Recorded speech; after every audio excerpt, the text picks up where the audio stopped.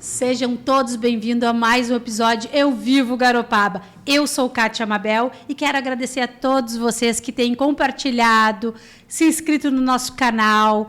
Gente, hoje eu estou aqui trazendo uma pessoa muito especial para fazer parte hoje desse episódio do Eu Vivo Garopaba. É advogada, especialista em direito e negócios imobiliários, mentora de advogados, sócia do escritório Arte Advogados. Ela atua na área imobiliária há 6 anos, com foco em regularização de imóveis, peão extrajudicial.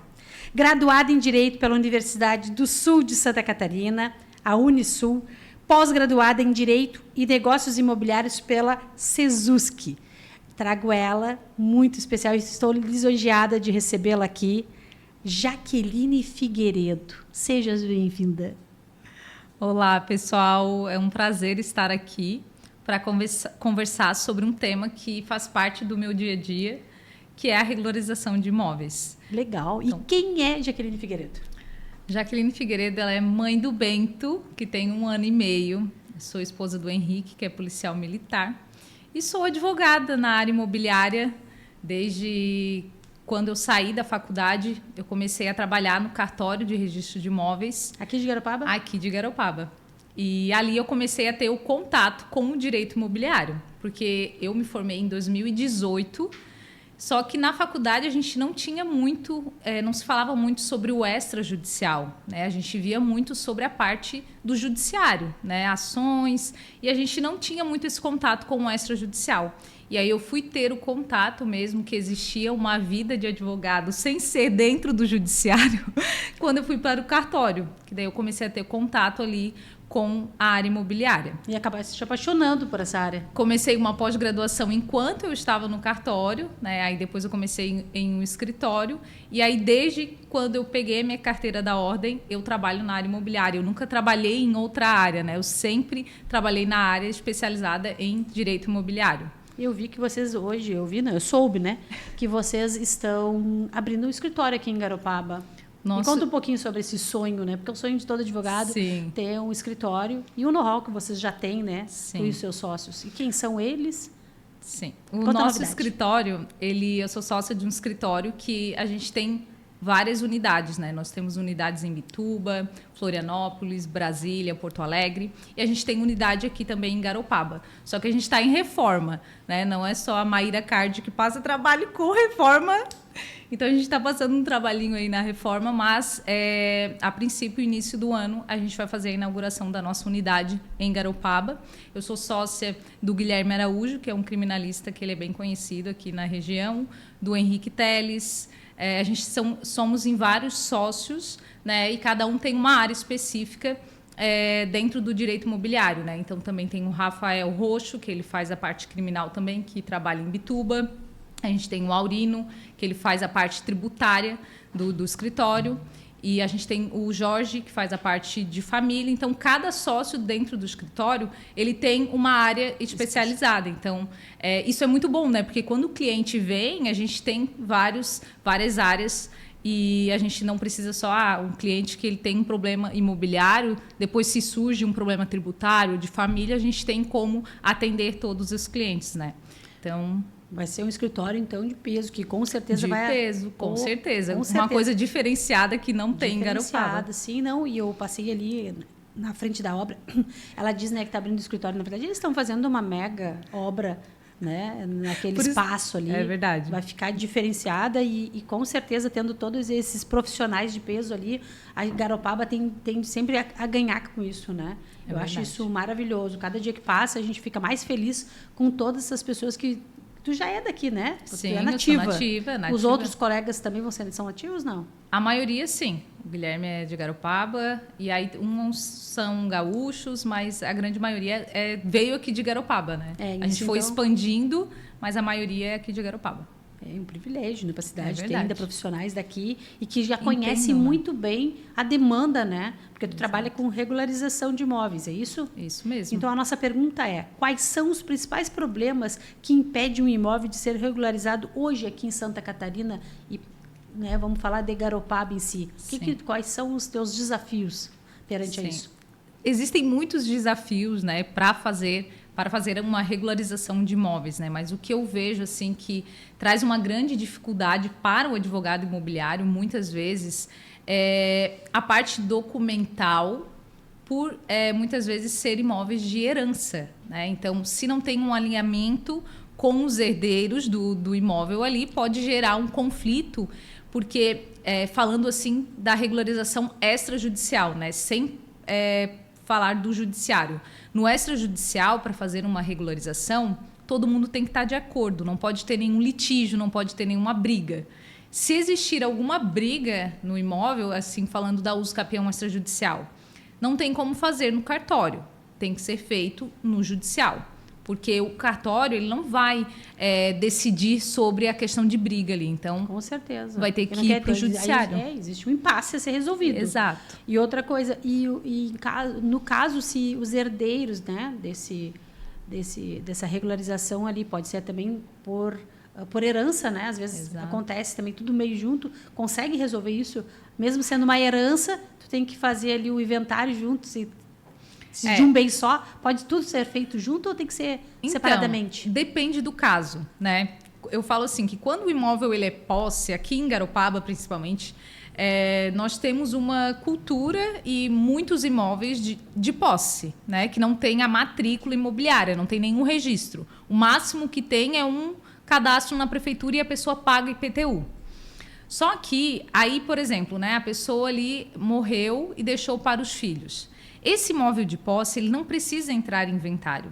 Isso se todos os herdeiros estiverem de acordo, né? Se não tiver, a gente está falando aqui se não tiver nenhum litígio. Sim. Se todos os herdeiros estiverem de acordo, é possível, por exemplo, fazer a uso capião direto no nome dos herdeiros, não precisando abrir o inventário. Porque o inventário ele não vai transformar a posse em propriedade.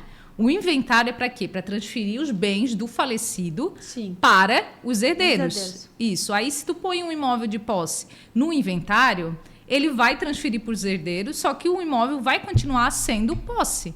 Então, aí você vai gastar... mais. Vai ter um custo a mais, porque você vai pagar ITCMD sobre o imóvel de posse no inventário, e aí depois você vai ter que fazer a regularização. Olha como é importante, né? Então, procurar uma pessoa que conheça essa área.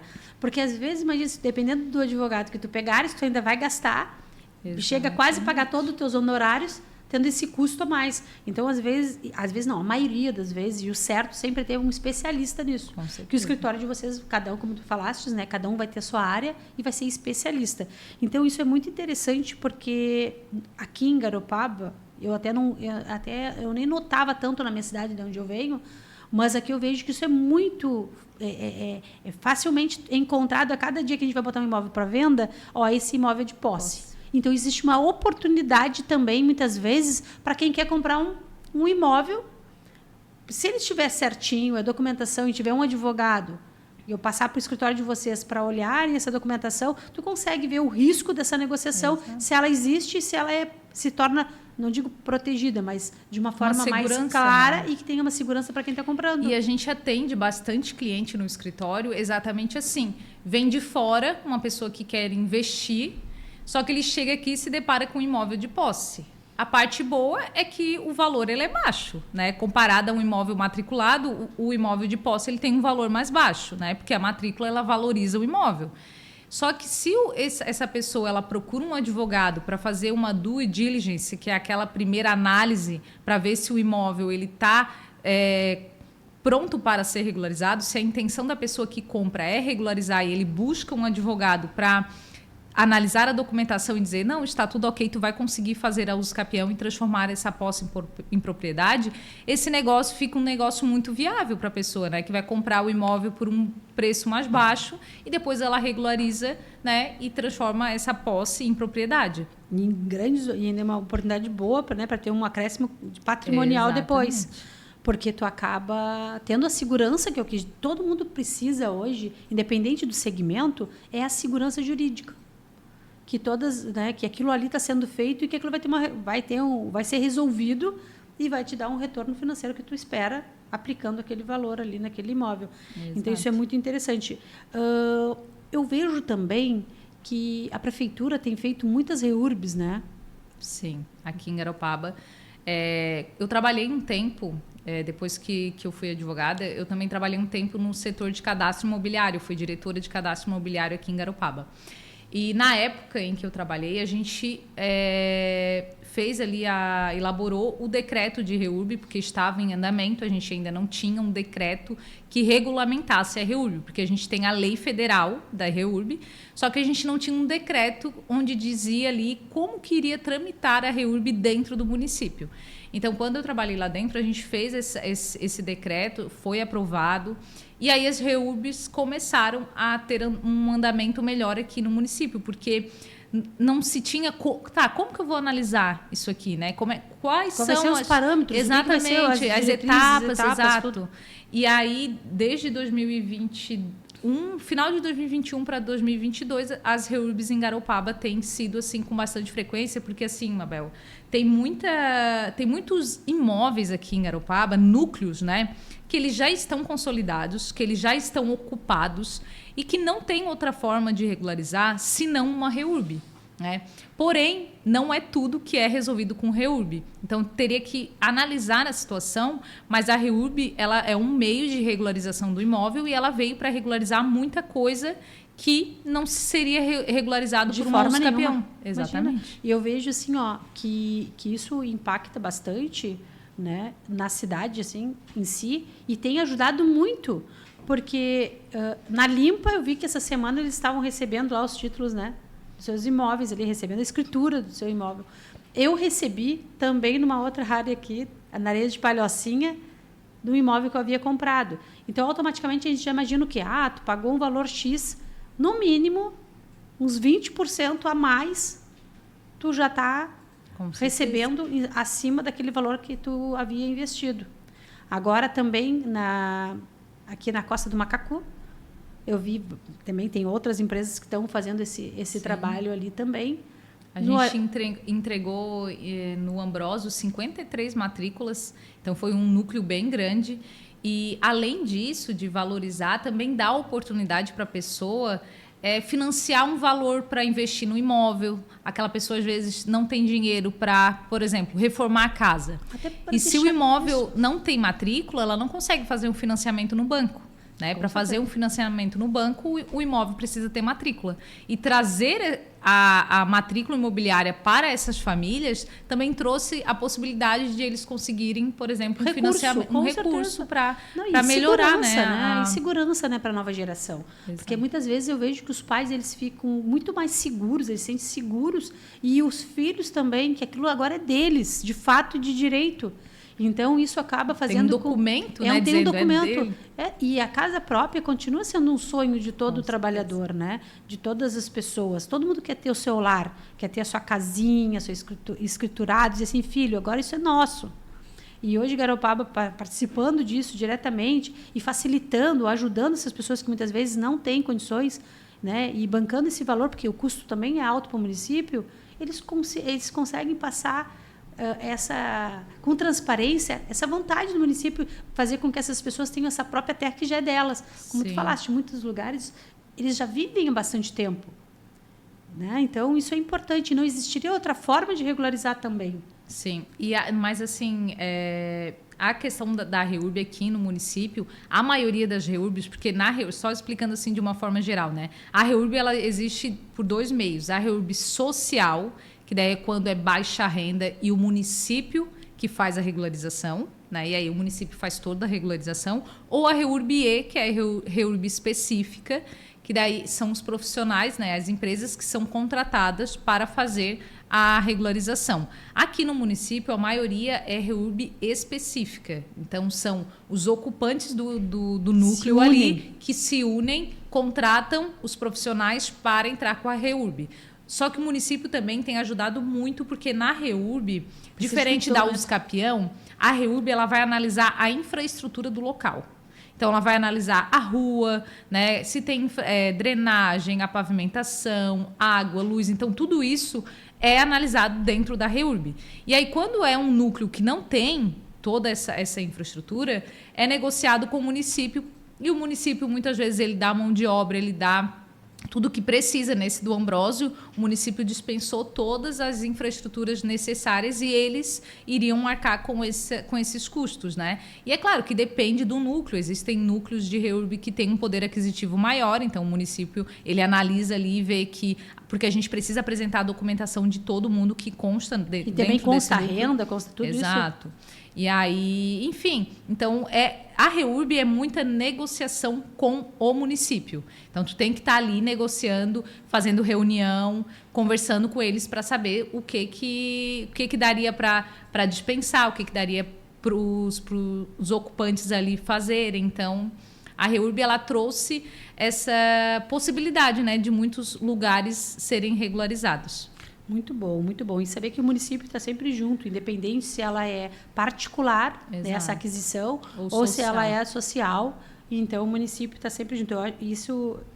Eu amo, né? Quando eu vejo que o município ele se empenha bastante para que resolvam todos os impasses acerca disso. Quanto tempo, em média, leva um processo de regularização e quais os documentos que mais atrasam esse andamento? A usucapião extrajudicial, aqui no município de Garopaba, em média, 6, 7 meses finaliza um procedimento de usucapião extrajudicial. A REURB, como depende do município, depende de juntar toda a documentação, a REURB ela é um pouco mais demorada. Em média, aí, 1 ano e meio, 2 anos para ser finalizada a REURB. Os documentos que mais atrapalham a usucapião extrajudicial, e aí falando assim também de regularização, retificação de área, quando o imóvel tem matrícula, são os confrontantes, né? A assinatura dos confrontantes na planta e no memorial descritivo. Porque muitas vezes a pessoa não é daqui, não mora aqui. Então, se tu pede notificação pelo cartório desses confrontantes, tem que ir à notificação, esperar 15 dias, aí volta essa notificação. Então, isso demora um pouco mais o trâmite do processo, o procedimento dentro do cartório, né? Então, se não tiver todas as assinaturas dos confrontantes na planta e no memorial, quando tu dá entrada na usucapião e tu pede a notificação pelo cartório, isso pode atrasar um pouco ali a finalização do procedimento. Tá, e uma outra pergunta. E nesse meio desse processo todo, se vem alguém a falecer, como é que funciona? Que os requerentes, entram os herdeiros dessa pessoa entram como os requerentes diretos. Exato.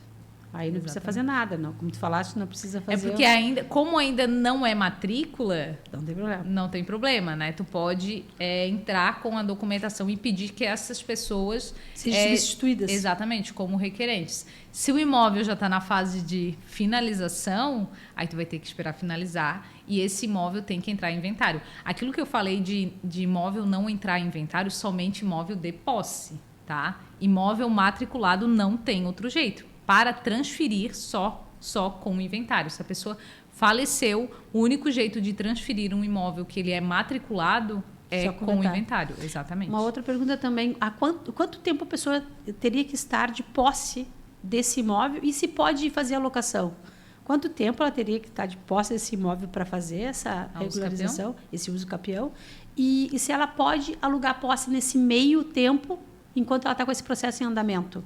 A usucapião ela tem várias modalidades, né? Então, dependendo da modalidade que ela é enquadrada, tem um tempo de posse.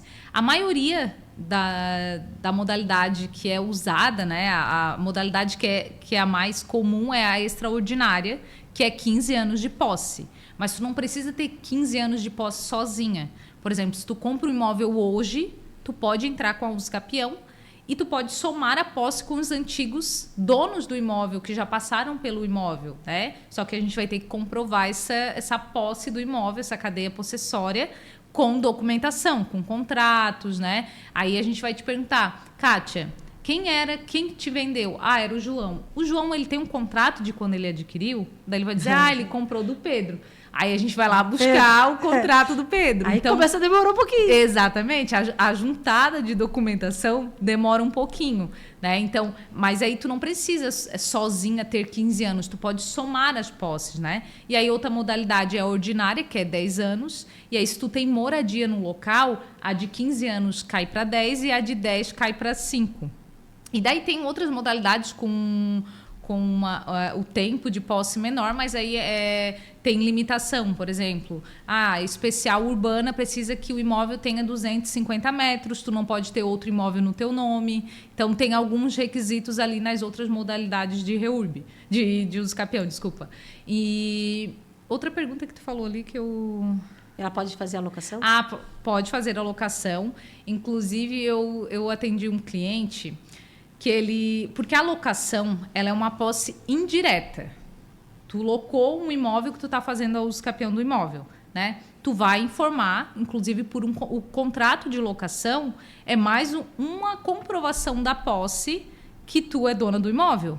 Então, tu vai dizer, eu estou fazendo a regularização desse imóvel, eu comprei com esse contrato e eu alugo. Aqui está o contrato de aluguel. Porque... o inquilino, ele tem a posse do imóvel indireta ali, né? Ele está ali na posse do imóvel, só que ele não é proprietário. Exato, o dono do imóvel, né? Só que tem que tomar cuidado com isso também.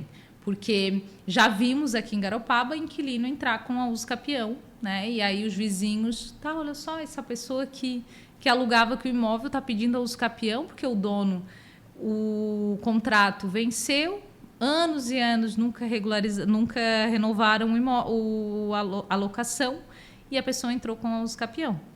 E aí os vizinhos, eu não vou assinar, porque isso aqui não é dele. Então tem que tomar cuidado, né? Estar sempre com os contratos de aluguéis atualizados. Tu sabes que isso é interessante, porque quando eu cheguei aqui, eu vi que muito tempo as pessoas ficavam com o contrato vencido, os proprietários, e achando que estavam ajudando o locatário. Então, a gente, como um agente imobiliário, hoje... trabalhamos com isso. Cuidado. O que acontece? A gente tenta levar informação que tem que renovar, tem que tá sempre trazendo artifícios para que tu vejas o teu imóvel também, se ele está sendo o uso está sendo destinado para aquilo mesmo que eles fizeram o contrato em si, se está sendo utilizado dessa forma. Às vezes eles não querem incomodar o locatário. E dá essa oportunidade deles fazerem esse tipo de coisa. Mas eu atendi que eu ia falar, né? Eu atendi um cliente que ele falou assim para mim, doutora, eu comprei um imóvel faz 3 anos e eu queria fazer o uso capião. Faz 5 anos que eu comprei o imóvel, ele me disse. E eu queria fazer o uso capião, eu posso fazer a uso capião? E aí o dele se enquadrava nesse... de 5 anos, porque o imóvel tinha 250 metros, ele não tinha outro imóvel. E aí eu falei, certo, qual é a documentação que tu tem? Eu tenho esse contrato aqui, o contrato fazia 3 anos que ele tinha comprado. Mas ele assim para mim, não, mas é que eu moro no imóvel há 5 anos. Eu falei, como assim? Não, é porque eu era inquilino. Ele assim. Só que daí eu falei assim, tá, mas calma. A posse do imóvel, enquanto tu era inquilino, não pode somar. Sim. Tu pode somar a tua posse quando tu comprou o imóvel com a antiga... Exato, com o antigo dono do imóvel. Agora, somar o tempo da posse quando tu era inquilino, não, porque tua posse era precária. Ele não tem a posse com animus domini, que a gente fala na uso capião, que é com a intenção de ser dono. A uso capião, um dos requisitos é que a pessoa ela tenha a posse do imóvel com a intenção de ser dono. Cuidando. O inquilino, ele tem a posse ali do imóvel, só que é uma posse precária porque ele não é o dono do imóvel, né? Ele pode ali cuidar, mas ele, inclusive, tem nos artigos ali do Código Civil que caseiro, inquilino, né, quem cuida ali do imóvel, eles não podem entrar com a uso capião porque eles não têm o animus domini, que é a intenção de ser dono do imóvel. Mas assim, eu vejo que algumas pessoas já me comentaram, e eu já vi também, que pagam o IPTU do imóvel e ficam guardando o IPTU por anos.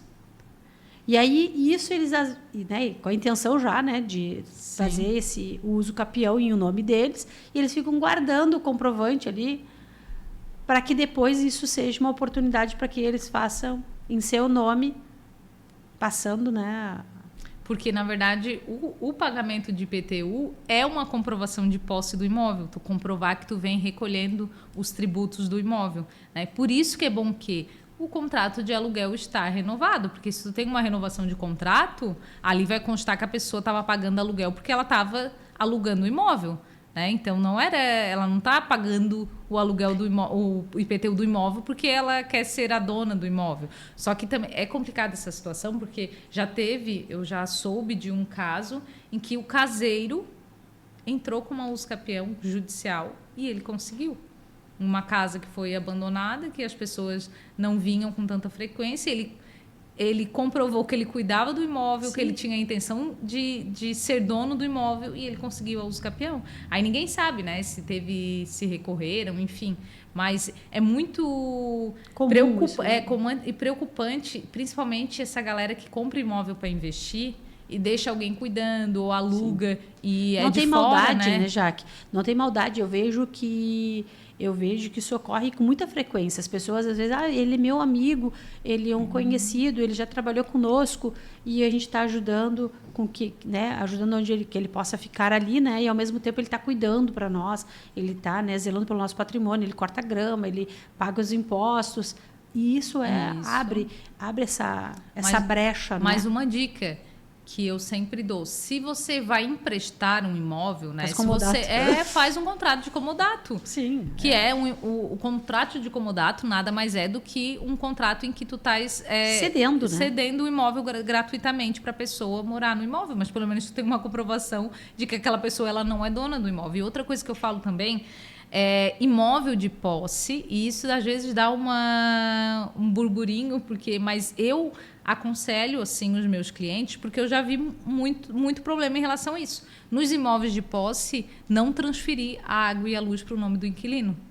Porque sim, a água e a luz também é uma comprovação de posse na usucapião.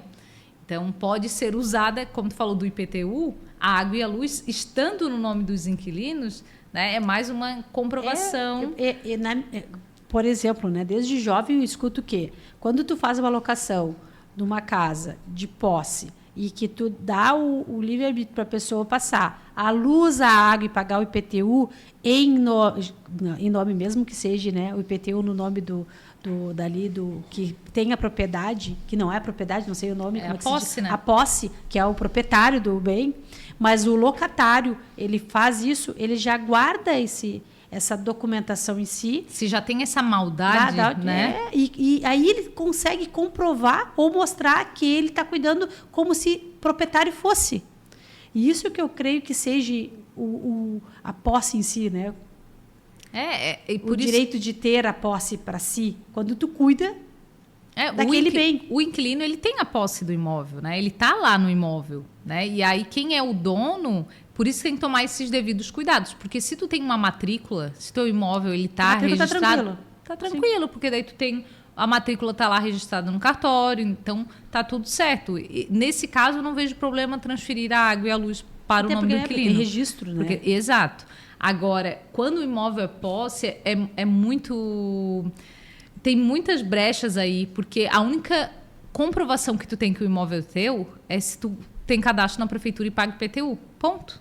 Né? Por isso que é chamado contratos de gaveta, porque eles não dão publicidade a terceiros, né? Diferente da matrícula. Qualquer pessoa pode ir lá solicitar o nome da Kátia lá no cartório e ver quais são os imóveis que tu tem no teu nome. Mas os imóveis de posse não vão aparecer. Não tem como saber. Então, esses contratos de gaveta são chamados assim porque ficavam dentro de uma gaveta e ninguém sabe os imóveis de posse onde que estão registrados. Não tem. Mas se a pessoa também não paga a luz e a água, a pessoa deixa dívida. Exato. Aí então, tem essa questão. Mas eu vou deixar dívida no meu nome se ele não paga a água e a luz. Aí usa a Imabel, negócios imobiliários lá, né? Contrata a Mabel, resolve o teu problema, exato, resolve o nosso problema, que é cliente. E a dor de cabeça fica para a Mabel, com né? certeza, não. Sabes que eu vou dizer assim, ó, inadimplência, a gente tem inadimplência zero aqui em Garopaba. Assim, ó, os clientes, assim, eu agradeço todos os dias, porque realmente a minha carteira de clientes, tanto de proprietários quanto de inquilinos, cada dia que passa fica melhor, porque eu creio que é escolha, né? A gente escolhe bem, a gente conversa, a gente acaba fazendo essa verificação documental, que às vezes eu vejo que os proprietários, né, botam os pés pelas mãos e depois vem aqui, eu estou apavorado, como é que eu tiro a pessoa de lá? Eu tive um agora que ele deixou um proprietário, deixou um inquilino 5 anos dentro da empresa, ali, do comércio dele, fez um contrato de locação por 5 anos. Comercial.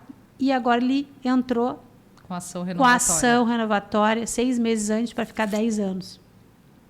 Então é isso. E às vezes o proprietário nem imagina isso. Nem sabe que existe essa possibilidade do inquilino requerer essa ação, né? Não sabe. Mas assim, tem a possibilidade de procurar uma empresa idônea que vai resolver, que nem procurar a doutora para resolver esse tipo de impasse que é o uso capião e essa regularização do imóvel. Então, a gente tem que procurar pessoas que conheçam o mercado, que saibam, tu que já é, né, nativa daqui, sabe os problemas do município, sabe os impasses, conhece pessoas, o acesso é muito maior, né, para que seja resolvido todos esses detalhes em todo momento até dar-se a regularização propriamente dita. Então, isso é muito importante, ter pessoas que vão resolver esse impasse mesmo, que é a regularização de imóveis, como ela disse, né? Tem que estar tudo redondinho, todo mundo tem que estar de acordo, então é algo desafiador.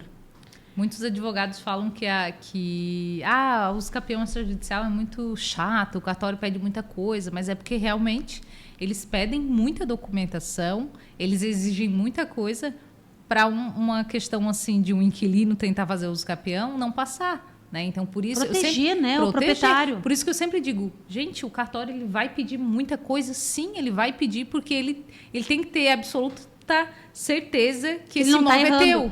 Eu acho que ele é responsabilizado, né? Sim, então, ele é responsabilizado. É uma decisão como se fosse de um juiz. Ele está, né, pegando para ele, o oficial, uma decisão como uma sentença judicial que diz ali, esse imóvel é do fulaninho. E outra coisa também, né, já que tu veio lá de dentro, tu trabalhou dentro do cartório, né? Foi no registro ou no cartório? No registro de imóveis. No registro de imóveis. Então, eles também sabem que tipo de profissional saiu de lá.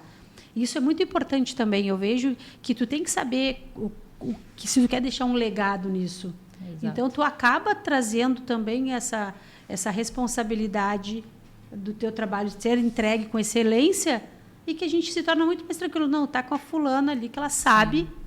Mas sabe que agora tu comentando sobre isso, na época que eu me formei, eu não tinha passado na prova da ordem ainda. E quando eu fui trabalhar no cartório, aquilo para mim foi uma grande... Eu me senti muito fracassada, porque eu dizia, como assim? Eu bacharel em direito, porque daí se tu não passa na prova da OAB, tu é bacharel em direito. E eu ficava pensando, e daí todo mundo... E agora? Lá, já tirou? Exato, todo mundo lá... festejando. Começando a sua vida, né, como advogado, e eu aqui trabalhando no registro de imóveis.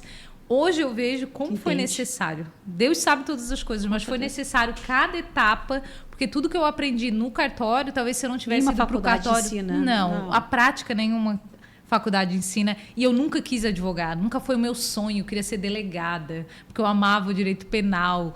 E quando a gente se depara com o mercado, a gente pensa, não, mas não é bem assim. E agora? Né? E agora? E aí eu vejo que todas as etapas que eu precisei passar na minha vida, hoje me fazem uma profissional que entende muito sobre o ramo imobiliário, porque eu já estive lá dentro, tanto do cartório de registro de imóveis, como da prefeitura. Então, tu acabou impugnando muita coisa para muita gente. Então, ela está impugnado.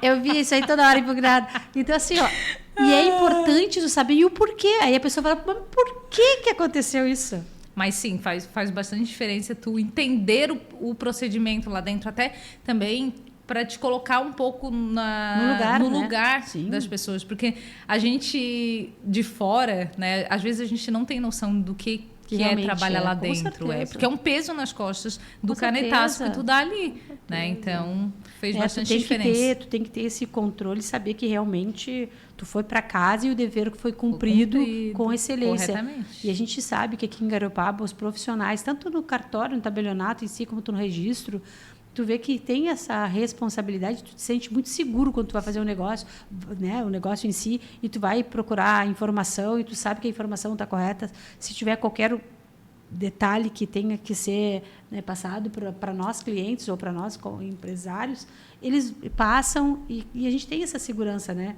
juridicamente dizendo. Então, assim, o que não pode faltar em um contrato de compra e venda para proteger tanto a imobiliária quanto o cliente?